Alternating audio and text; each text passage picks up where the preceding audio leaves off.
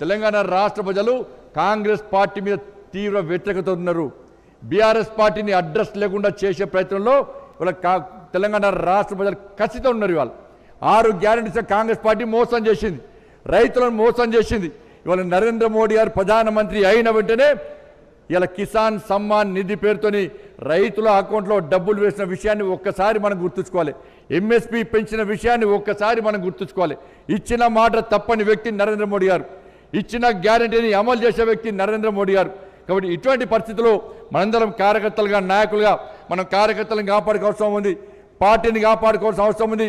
BRS party ఏ విధంగా అరాచకాలు పాల్పడదో, పోలీసుల ద్వారా ఏ విధంగా అరాచకాలు పాల్పడదో దానికి 2 తెల్లల కాంగ్రెస్ పార్టీ అదే ప్రయత్నం చేస్తూ ఉన్నది.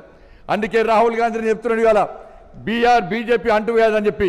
ఇలా బీజేపీ నిరుద్యోగ సమస్య అంటువ్యాధి దేశవ్యాప్తంగా అన్నారు. ఇవాళ నేను సవాల్ చేస్తున్నా రాహుల్ గాంధీకి, నీకు దమ్ముంటే ధైర్యం ఉంటే ఒక్కసారి ఉస్మానియా యూనివర్సిటీకి